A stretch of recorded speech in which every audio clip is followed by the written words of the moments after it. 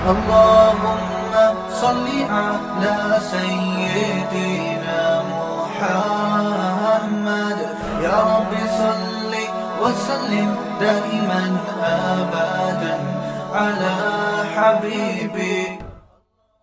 أعوذ بالله من الشيطان الرجيم. بسم الله الرحمن الرحيم. ويوم يحشر أعداء الله إلى النار فهم يوزعون حتى إذا ما جاءوها شهد عليهم سمعهم وأبصارهم وجلودهم بما كانوا يعملون وقالوا لجلودهم لم شهدتم علينا قالوا أنطقنا الله الذي أنطق كل شيء وهو خلقكم أول مرة وإليه ترجعون وما كنتم تستترون أن يشهد عليكم سمعكم ولا أبصاركم ولا جلودكم ولكن ظننتم أن الله لا يعلم كثيرا مما تعملون وذلكم ظنكم الذي ظننتم بربكم أرداكم فأصبحتم من الخاسرين فإن يصبروا فالنار مثوى لهم وإن يستعتبوا فما هم من المعتبين وقيضنا لهم قرناء فزينوا لهم ما بين أيديهم وما خلفهم وحق عليهم القول في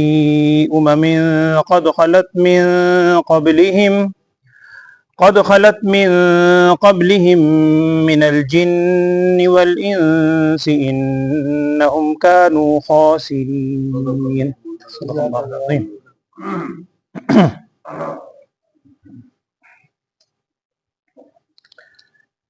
بسم اللہ الرحمن الرحیم.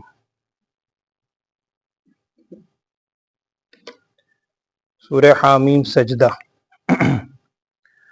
حوامیم میں سے وہ حامیم جس میں سجدے والی آیت ہے، حامیم سجدہ کے نام سے اس کو موسوم کیا گیا. اس صورت کے اندر گزشتہ آیات میں یہ بات ہمارے سامنے آئی تھی اور اللہ جل شانہ کی طرف سے دو قوموں کا ذکر کیا گیا تھا، قوم عاد اور قوم سمود، کہ ان لوگوں پر یا دوسرے لفظوں میں اللہ تعالیٰ کے نافرمانوں پر دنیا میں اللہ تعالیٰ کی طرف سے کیسے عذاب اور پکڑ ہوا، کیسے پکڑ آئی، دنیا کے اندر ان کی کیفیت کیا تھی، مختصراً اس کا ذکر تھا. آج جو آپ نے آیات سنی ہے اس کے اندر ابتدا میں یہ کہا جا رہا ہے کہ جب یہ نافرمان لوگ قیامت میں اللہ کے حضور جمع کیے جائیں گے تو قیامت میں جا کے ان کی کیفیت کیا ہوگی. دنیا میں تو جو کیفیت تھی ان پر اللہ کی طرف سے عذاب آیا، عذاب الخزی فی الحیات الدنیا، اور پیچھے بھی تھا کہ وَلَعَذَابُ الْآخِرَةِ أَخْزَىٰ، پچھلی آیت میں کہ آخرت کا عذاب اس سے کہیں زیادہ رسوا کن ہے. وہ آخرت کی کیفیت کیا ہوگی اس کا تھوڑا سا ذکر ہے کہ وَيَوْمَ يُحْشَرُ أَعْدَاءُ اللَّهِ إِلَى النَّارِ، اللہ معاف فرمائے، اور جس دن جمع کیا جائے گا اللہ کے دشمنوں کو، اعداء اللہ، اللہ کے دشمنوں کو جمع کیا جائے گا جہنم کی طرف، اور فہم یوزعون، اس کا ایک مفہوم تو یہ ہے کہ انہیں روک لیا جائے گا، اور ایک مفہوم یہ ہے کہ انہیں گروہ در گروہ کر دیا جائے گا، الگ الگ کر کے داخل کیا جائے گا. پیچھے پچھلی صورت میں غالباً آپ نے سورہ زمر کی آخر کے اندر سنا ہے وسیق الذین اتقوا ربهم الی الجنۃ زمرا اور وسیق الذین کفروا الی جہنم زمرا، کہ وہاں لوگوں کے مختلف گروہ کر دیے جائیں گے، اہل جہنم جہنم میں داخل کیے جائیں گے اور اہل جنت جنت کی طرف لے جائے جائیں گے. وہاں بھی یہ تھا کہ مختلف طبقے ہوں گے، کہ اگر جہنم والے ہیں ان میں فلاں برائی والوں کا الگ طبقہ، فلاں کا الگ طبقہ، فلاں کا الگ طبقہ. تو یہ وہی ہے کہ جب اللہ کے دشمن وہاں آگ کے قریب جمع کیے جائیں گے فہم یوزعون، ان کے مختلف گروہ بنا دیے جائیں گے. اور آگے الفاظ یہ ہیں کہ جب وہ پہنچیں گے اللہ بچائے آگ کی طرف، جو ہی آگ کی طرف پہنچیں گے تو درمیان میں اس کا ذکر نہیں ہے، قرآن میں دوسرے مقام پر ہے، سورہ یاسین آپ پیچھے سن چکے ہیں، اس میں بھی الفاظ ہیں کہ الیوم نختم علی افواہہم، ان کے منہ پر مہر لگا دی جائے گی۔ اور یہاں وہ الفاظ ہیں کہ جب جو ہی وہ جہنم میں آگ کے قریب پہنچیں گے تو کیا ہوگا؟ شہید علیہم سمعہم و ابصارہم و جلودہم، ان کے کان، ان کی نگاہیں اور ان کے چمڑے، کھال، یہ گواہی دیں گے بما کانوا یعملون، ان چیزوں کی جو وہ عمل کیا کرتے تھے۔ اور ایک حدیث کا مفہوم ہے، ایک موقع پر آپ صلی اللہ علیہ وسلم ہنس پڑے، ہنسے۔ نبی صلی اللہ علیہ وسلم نے صحابہ سے پوچھا، بھائی تم نے پوچھا نہیں کہ میں کیوں ہنساؤں؟ صحابہ نے پوچھا، یا رسول اللہ ارشاد فرمائے۔ تو آپ صلی اللہ علیہ وسلم نے جو فرمایا، ارشاد فرمایا، اس کا مفہوم یہ ہے کہ میں اہل جہنم جب اللہ کے حضور حاضر ہوں گے، اس وقت جو بندہ جملہ کہے گا، مجھے وہ ذہن میں آیا، میں وہ سوچ کے ہنس پڑا۔ وہ جملہ کیا ہے؟ وہ اسی نوعیت کا ہوگا کہ جب یہ اللہ کے حضور حاضر ہوگا تو اللہ تعالیٰ کے حضور یہ کہے گا کہ اللہ آج کے دن تو جو گواہ پیش کر رہا ہے نا، یہ کرامن کاتبین کی گواہی ہے، یہ لکھے ہوئی چیزوں کی گواہی، میں اسے ایکسیپٹ نہیں کرتا، یہ گواہ مجھے قبول نہیں ہے۔ گواہ تو میں وہ مانوں گا جو میرے وجود کے اندر صحیح ہو، میرا اپنا حصہ ہو، وہ میں گواہ مانوں گا۔ ہم کہتے ہیں کہ جی گواہ وہ ہے، گواہ پر جرا ہوتی، وہ کہیں گے کہ وہ گواہ مانیں گے۔ اللہ جل شانہ کی طرف سے کہا جائے گا، اچھا کفا بنفسک الیوم علیک حسیبا، آج کے دن پھر تیری اپنی ذات ہی گواہی کے لیے کافی۔ پھر اس کے منہ پہ مہر لگ جائے، پھر یہ اسی کے جسم کا ہاتھ بولے گا کہ اللہ اس نے فلاں فلاں وقت میں یہ مجھ سے گناہ کیے تھے۔ اور بعض روایت میں کہ ران بولے گی، اعضا بولیں گے، وہ وہاں پر انسان کے خلاف ہر شخص، اللہ ہم سب کو بچائے، ہم سب بھی اس میں شامل ہیں، وہاں گواہ دیں گے۔ اور جب گواہی دینے کے بعد زبان کو اللہ تعالیٰ دوبارہ گویائی عطا فرمائے گا تو نبی صلی اللہ علیہ وسلم جس میں ہنس پڑے تو آپ نے ارشاد فرمایا، وہ شخص اپنے اعضا کو کہے گا، ان پر لعن طعن کرے گا کہ میں نے دنیا میں سارے گناہ تیری خاطر تو کیے تھے، یہ آنکھ کی خاطر تو میں نے کیا تھا، دل کی لذت کے لیے تو کیا تھا، فلاں مقصد سے تو کیا تھا، یہ حرام جو میں نے کھایا اسی لیے تو کیا تھا، اور آج وہی تم ہی میرے خلاف گواہی دے رہے ہو۔ وہاں بڑا الجھ کے اور وہ افسوس کے ساتھ یہ کہے گا۔ تو نبی صلی اللہ علیہ وسلم نے ارشاد فرمایا، مجھے یہ سوچ کر سن کر ہنسی آ گئی کہ خود ہی پہلے مطالبہ کرے گا اور جب وہ گواہی دیں گے تو خود ہی پھر ان کو لعن طعن کرے گا۔ تو یہ کیفیت بندے کی وہاں ہوگی ہر شخص کی، صرف یہ اہل جہنم کا ذکر نہیں ہے، ہر شخص کا ذکر ہے وہاں۔ تو یہی ہے الیوم نختم علی افواہہم، اللہ تعالیٰ مہر لگا دے گا منہ۔ ابھی وقت ہے، اللہ تعالیٰ ہم سب کو سچی توبہ کی توفیق دے، آمین۔ توبہ اگر کر لے تو ستار العیوب بہت بڑی اللہ کی صفت ہے، گناہوں کی پردہ پوشی، گناہوں کی پردہ پوشی کرنے والا ہے ستار العیوب، غفار الذنوب، ہم کلمے میں بھی یاد کرتے ہیں۔ تو وہ ستار العیوبی ابھی ہے، اس نے پردہ ڈال رکھا ہے۔ اللہ تعالیٰ آخرت میں بھی اسی طرح ہمارے عیبوں پر پردہ ڈالے۔ وہ جو قرآن کی آیت ہے دعا کے طور پر سکھائی گئی، ربنا وآتنا ما وعدتنا علی رسولک ولا تخزنا یوم القیامہ، اے اللہ ہمیں قیامت میں رسوا نہ فرمانا۔ یہ دعا صرف پڑھنے کی حد تک نہیں، دل سے ہر شخص اس دعا کو مانگے، اللہ تعالیٰ سے مانگے رو رو کے سب کے حق میں۔ تو یہ بہت بڑی دعا ہے، ستار العیوبی اللہ تعالیٰ کی بہت بڑی صفت ہے۔ اللہ ہمارے عیبوں پہ پردہ ڈالے رکھے، آمین۔ اور بعض کتابوں میں لکھا ہے اللہ محفوظ رکھے کہ وہ جو سورہ بقرہ کے آخر میں الفاظ آتے ہیں نا، ربنا ولا تحمل علینا اسرا لا تحملنا ما لا طاقت لنا به، اور ولا تحمل علینا اسرا کما حملتہ علی الذین من قبلنا، جیسے ہم سے سابقہ لوگوں پر تو نے بوجھ ڈالا تھا۔ تو لکھا ہے سابقہ بنی اسرائیل کی بعض قوموں میں اگر کوئی شخص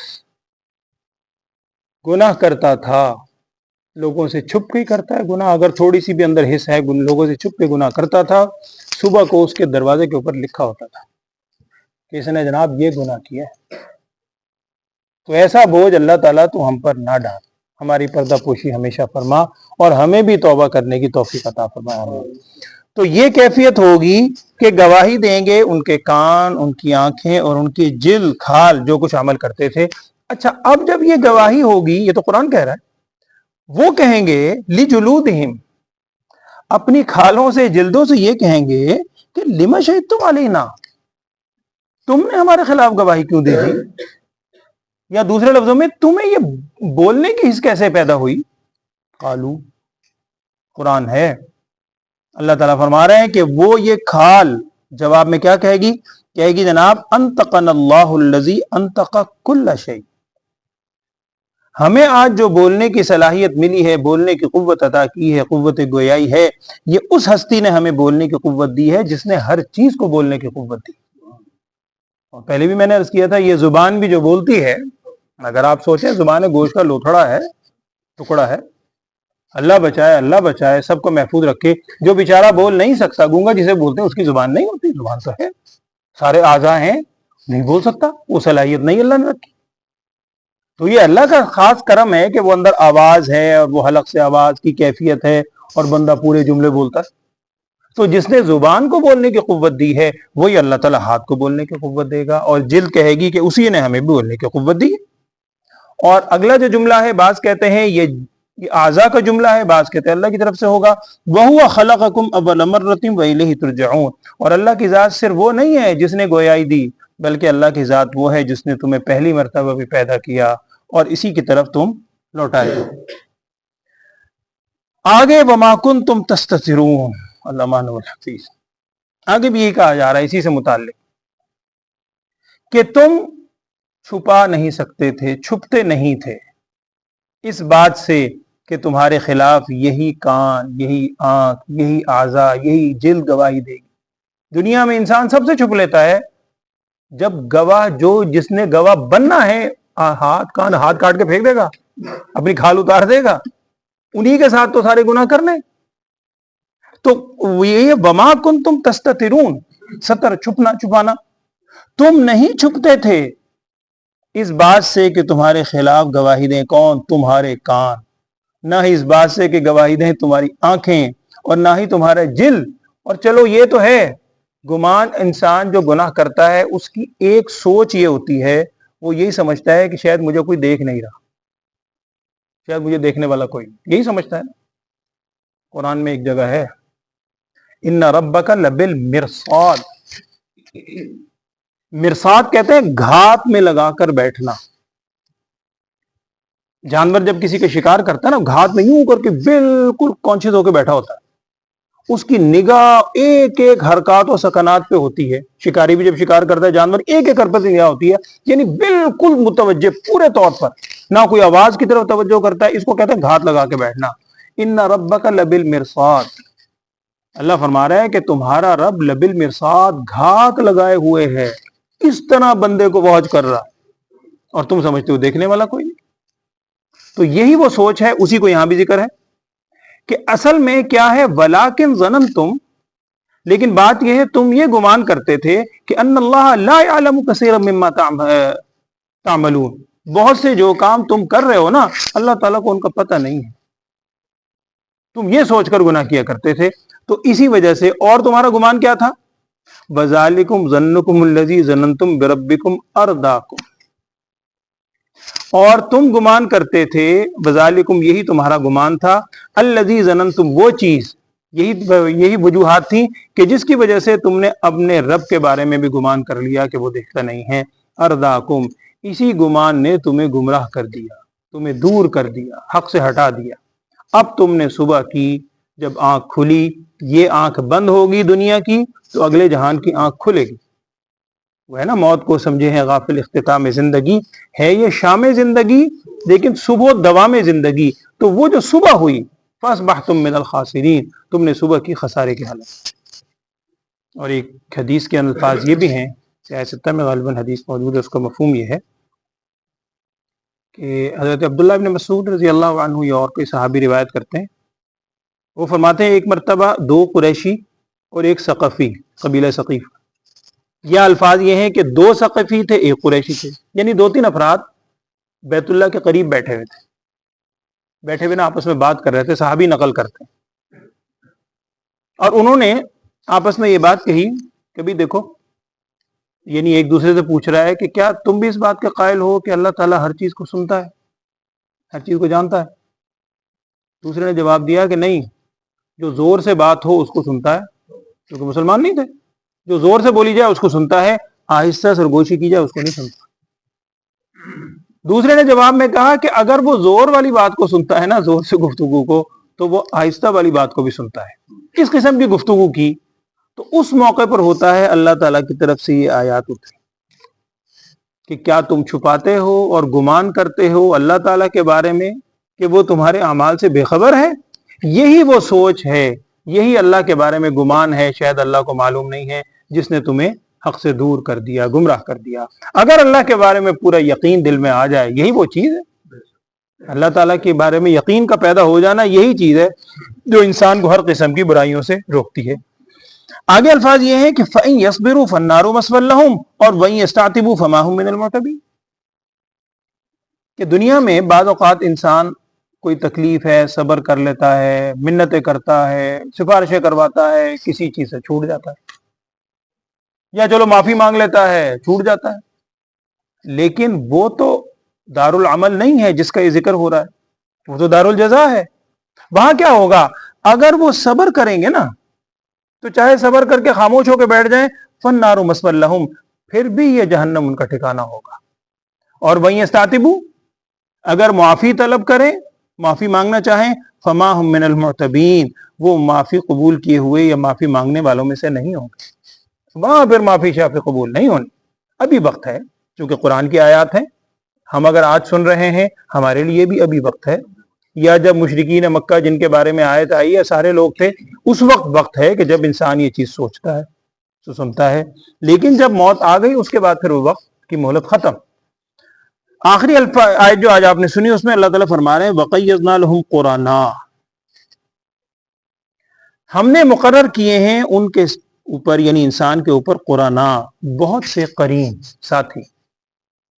اور حدیث کا مفہوم ہے کہ انسان کے دل میں اگر نیکی کا خیال آئے، اللہ کی طرف سے ہوتا ہے، انسان کے دل میں اللہ نے ایک قرین دل کے اوپر رکھے میں، دو، ایک نیکی کا خیال ڈالتا ہے اور ایک برائی کا خیال بھی ڈالتا ہے۔ اگر نیکی کا خیال دل میں آئے تو یہ فرشتے کی طرف سے ہوتا ہے، اس پر اللہ کا شکر ادا کرنا چاہیے، الحمدللہ۔ اور بعض کتابوں میں لکھا ہے کہ نیکی کا خیال آنا، سمجھانے کے لیے لکھا ہے، نیکی کا خیال آنا یہ اللہ کی طرف سے ایک مہمان ہے، مہمان کی آپ قدردانی کریں گے تو دوبارہ آئے گا۔ اگر آپ مہمان کی ناقدری کریں، اس کو سلام کا جواب بھی نہ دیں، اس کی بات سنیں ہی نہ، اس کو آپ اس کا یعنی مہمان نوازی نہ کریں، وہ زیادہ سے زیادہ ایک دفعہ دوبارہ آئے گا، پھر کیوں آئے گا وہ آپ کے پاس؟ تو نیکی کا خیال یہ اللہ کی طرف سے بھیجا ہوا مہمان ہے، اس کی قدردانی کرو، یعنی جو نیکی کرنے کا خیال آئے فوراً وہ نیکی کر گزرو۔ اگر آپ نے اس کو اگنور کر دیا، ٹھیک ہے خیال ابھی کرتا ہوں بعد میں، ایک دو دفعہ آئے گا، پھر وہ نیکی کا خیال بھی نہیں آئے گا۔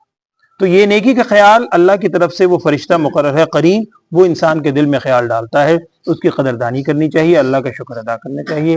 اور اگر برائی کا خیال آئے، یہ بھی ایک قرین ہے، یہ بھی ساتھی ہے جو انسان کے ساتھ لگا ہوا ہے۔ من شر الوسواس الخناس، آپ کہتے ہیں وسوسے ڈالتا ہے انسان کے دل میں، اور من الجنۃ والناس، جنات میں سے بھی ہوتا ہے، انسانوں میں سے بھی، یہاں بھی اسی کا ذکر ہے۔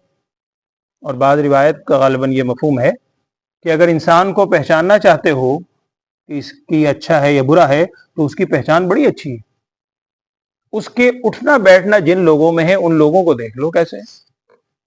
اس لیے کہ انسان اپنے جلیس جس کے ساتھ اٹھتا بیٹھتا ہے انہی کے ساتھ ہوتا ہے۔ اگر اٹھنے بیٹھنے والے لوگ اچھے ہیں، نیک ہیں، صحیح سوچ رکھنے والے ہیں، خیر خواہی کرنے والے ہیں، یعنی ہر اعتبار سے بہتر ہیں، تو سمجھ لو وہ اچھا ہے۔ اور اگر اٹھنے بیٹھنے والے لوگ درست نہیں ہیں، اس کا وہ جو ہم کہتے ہیں کہ صحبت صالح تورا صالح کند، صحبت طالح تورا طالح کند، کہ صالح نیک کی صحبت میں بیٹھیں گے تو نیکی کریں گے، برے کی صحبت میں بیٹھیں گے بری کریں گے۔ آپ اگر عطار کی دکان پہ جائیں، عطر فروش کی، تو آپ کچھ نہ بھی لیں، صرف تھوڑا عرصہ بیٹھیں، خوشبو تو آپ کو ملے گی وہاں سے لازم۔ اور اگر کسی اور کے پاس جائیں گے، کوئلہ والا ہے یا جو بھی ہے، اللہ نہ کرے کوئی اس کی یعنی کمی بیان کرنا نہیں ہے، لیکن وہاں سے آپ کو وہی چیز لیں۔ تو وَقَيَّضْنَا لَهُمْ قُرَنَاءَ، ہم نے مقرر کیے ہیں ان کے ساتھ دو قرین، ساتھی، بہت سے قرین۔ فَزَيَّنُوا لَهُم مَّا بَيْنَ أَيْدِيهِمْ، انہوں نے مزین کر دی ان کے لیے جو چیز سامنے تھی اور پیچھے تھی۔ یہی شیطان بڑے بڑے وعدے دلاتا ہے۔ الشیطان یعدکم الفقر ویأمرکم بالفحشاء، قرآن میں جگہ جگہ ہے، شیطان تمہیں فقر کا وعدہ کرتا ہے، ڈراتا بڑا ہے، اگر یوں کرو گے تو یوں ہو جائے گا، یوں ہو جائے گا، ہونا کیا ہے؟ کچھ بھی نہیں، اللہ کی مرضی کے بغیر کچھ نہیں ہو سکتا۔ تو اس نے مزین کر دیا، اس نے ان کے لیے سامنے آگے پیچھے کی چیز کو۔ وحق علیہم القول، اب ان کے لیے چونکہ اہل جہنم کا تذکرہ ہے، ان کے لیے وہ چیز ثابت ہو گئی ان امتوں کے ساتھ جو پہلے گزر چکی ہیں، من الجن والانس، جنات میں سے بھی انسانوں میں سے بھی، انہم کانوا خاسرین، یہ جن کا ذکر ہوا تھا شروع میں، ویوم یحشر اعداء اللہ الی النار، جہنم میں آئیں گے، یہ انتہائی خسارے والے لوگوں میں ہیں۔ اللہ تعالی ہمیں ان سے محفوظ رکھے، اللہم آمین۔ ترجمہ دیکھیں، اعوذ باللہ من الشیطان الرجیم، بسم اللہ الرحمن الرحیم۔ وَيَوْمَ يُحْشَرُ أَعْدَاءُ اللَّهِ إِلَى النَّارِ فَهُمْ يُوزَعُونَ، اور جس دن جمع کیا جائے گا اللہ کے دشمنوں کو آگ کی طرف، فَهُمْ يُوزَعُونَ، پھر وہ اس میں گروہ گروہ کر دیے جائیں گے یا روک لیے جائیں گے، سارے مفہوم ہیں۔ حَتَّى إِذَا مَا جَاءُوهَا، یہاں تک کہ جب وہ آئیں گے اس آگ کے پاس، جو ہی آگ کے قریب پہنچیں گے، شہد علیہم سمعہم وابصارہم وجلودہم بما کانوا یعملون، تو گواہی دیں گے ان کے خلاف ان کے کان بھی، ان کی آنکھیں بھی، اور ان کی کھالیں بھی اس چیز پر جو وہ عمل کیا کرتے تھے۔ وقالوا، وہ کہیں گے جواب میں، لجلودہم، اپنی کھالوں کو، چمڑے کو، کہ لما شہدتم علینا، تم کیوں گواہی دے رہے ہو ہمارے خلاف؟ قالوا، وہ چمڑے جواب میں کہیں گے، انطقنا اللہ الذی انطق کل شیء، ہمیں نطق، بولنے کی جو صلاحیت ہمیں عطا فرمائی ہے اس ہستی نے عطا فرمائی ہے، انطق کل شیء، جس نے بولنے کی صلاحیت سب ہر چیز کو عطا کی۔ وَهُوَ خَلَقَكُمْ أَوَّلَ مَرَّةٍ، اور وہی ذات ہے اللہ تعالیٰ کی جس نے تمہیں پیدا کیا پہلی مرتبہ، وَإِلَيْهِ تُرْجَعُونَ، اور اسی کی طرف ہی تم لوٹائے بھی جاؤ گے۔ وَمَا كُنْتُمْ تَسْتَطِيعُونَ أَن يَشْهَدَ عَلَيْكُمْ سَمْعُكُمْ وَلَا أَبْصَارُكُمْ وَلَا جُلُودُكُمْ، اور نہیں تھے تم کہ تستترون، چھپ جاتے اس بات سے، تم چھپا لیتے اس بات سے کہ گواہی دیتے تمہارے خلاف تمہارے کان، اور نہ ہی تمہاری آنکھیں، نہ ہی تمہاری جلد، یعنی دنیا میں تم ان سے چھپ نہیں سکتے تھے، نہ ہی چھپا سکتے تھے اپنے آپ کو۔ اپنے اعضاء سے کہاں چھپاؤ گے؟ اعضاء تمہارے جسم کا حصہ ہیں اور یہی قیامت میں گواہ بنیں گے۔ وَلَٰكِنْ ظَنَنْتُمْ، لیکن تم نے یہ گمان کیا کہ ان اللہ لا یعلم کثیرا مما تعملون، کہ بے شک اللہ تعالیٰ نہیں جانتا بہت سی وہ چیزیں جو تم کر رہے ہو۔ تم نے یہ گمان کیا، تم سے مراد ہم ہی اس میں شامل ہیں۔ انسان گمان کرتا ہے کہ شاید اللہ تعالیٰ کو نہیں علم ہو سکا، نعوذ باللہ، یا شاید فلاں کو نہیں ہے، اور یہ بھی ایک بڑی بنیادی چیز ہے۔ وہ بات کسی حد تک صحیح ہے، ہم نے ایک بات ذہن میں بٹھائی بھی اور بات بالکل درست ہے کہ جی اللہ غفور الرحیم، یقیناً اللہ غفور، اس میں کوئی شک ہی نہیں ہے۔ قرآن خود کہہ رہا ہے اللہ غفور الرحیم، غفور الرحیم، غفور الرحیم، لیکن اللہ کی غفور الرحیم، جس قرآن میں غفور الرحیم ہے وہیں یہ بھی لکھا ہے واللہ عزیز ذو انتقام، یہ بھی تو قرآن میں ہے، اللہ سخت عذاب لینے والا، انتقام لے گا۔ واللہ شدید العقاب، یہ بھی ہے۔ ان اللہ لا یخلف المیعاد، اللہ وعدہ خلاف نہیں کرتا، یہ بھی ہے۔ تو اس غفور الرحیمی کا مطلب یہ نہیں ہے کہ انسان بالکل جری ہو جائے، اس کا مطلب یہ ہے کہ اللہ تعالیٰ کے اس عذاب سے ڈرتا رہے۔ جب خیال آئے، انسان ہے، انسانی سے خطائیں ہوتی ہیں، جب خیال آئے اللہ کے حضور بار بار توبہ کرتا رہے سچے دل سے۔ اللہ ہمیں بھی توبہ کی توفیق دے، آمین، اعوذ باللہ۔ وذالکم، اور یہ اس لیے، ظنکم الذی ظننتم بربکم، یہ وہ چیز ہیں جو تم نے گمان کیا اپنے رب کے بارے میں، یعنی رب کے بارے میں جو پچھلی آیت میں نا تم نے گمان کیا کہ اللہ تعالیٰ کو علم نہیں ہے بہت سی چیزوں کا، یہ وہ ہے گمان جو تم نے اپنے رب کے بارے میں کیا۔ ارداکم، اسی گمان نے تمہیں دور کر دیا، غفلت میں ڈال دیا۔ فاصبحتم من الخاسرین، پھر تم نے صبح کی خسارے کی حالت میں، یعنی قیامت میں جب تم اٹھو گے تو خسارے کی حالت۔ فَإِن يَصْبِرُوا، اگر وہ صبر بھی کر لیں اب قیامت میں پہنچ کے، فَالنَّارُ مَثْوًى لَهُمْ، پھر بھی یہ آگ ان کا ٹھکانہ ہے۔ اور وَإِن يَسْتَعْتِبُوا، اور اگر وہ معافی طلب کریں گے تو فَمَا هُمْ مِنَ الْمُعْتَبِينَ، وہ معافی طلب کرنے والوں میں سے نہیں ہوں گے، پھر ان کی معافی قبول نہیں کی جائے گی۔ وَقَيَّضْنَا لَهُمْ قُرَنَاءَ، اور ہم نے مقرر کر دی ہیں انسان کے لیے بہت سے ساتھی، چند ساتھی۔ فَزَيَّنُوا لَهُمْ، انہوں نے مزین کر دیا ان کے لیے ما بین ایدیہم وما خلفہم، جو ان کے سامنے ہے جو پیچھے، یعنی دائیں بائیں سارے ماحول کو بڑا مزین کر دیا. زین للذین ہے نا، زین للناس حب الشہوات من النساء والبنین والقناطیر المقنطرہ من الذہب والفضہ والخیل المسومہ والانعام والحرث ذالک متاع الحیات الدنیا. قرآن خود کہہ رہا ہے کہ انسان کے لیے مزین کر دی گئی یہ چیزیں، اور یہ قرآن ہی میں ہے. یعنی دنیا کا خالق، دنیا کو پیدا کرنے والا خود کہہ رہا ہے وما هذه الحیات الدنیا الا لہو ولعب، یہ دنیا کی زندگی کھیل کود کے علاوہ کچھ نہیں. تو یہ مزین کر دیا ان کے لیے آگے پیچھے ماحول کو. وحق علیہم القول فی امم قد خلت من قبلہم، اور ثابت ہو گئی ان کے لیے بات ان لوگوں کے ساتھ جو ان سے پہلے قومیں گزر چکی ہیں، چاہے جنات میں سے ہوں اور انسانوں میں سے ہوں. انہم کانوا خاسرین، بے شک یہ لوگ خسارہ اٹھانے والوں میں سے ہیں. اللہ تعالی ہمارے آنکھوں سے بھی غفلت کے پردے دور کرے. ہم سب کو اپنے حضور توبہ کرنے کی، خصوصاً حقوق العباد، بندوں کے حقوق کے حوالے سے جو ہے ایک دوسرے کے حقوق کی ادائیگی کی ہمیں توفیق عطا فرمائے. اللہم آمین.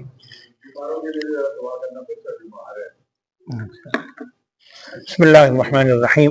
اللہم صلی علی سیدنا و مولانا محمد وعلى آل سيدنا ومولانا محمد وبارك وسلم ثم صل عليه.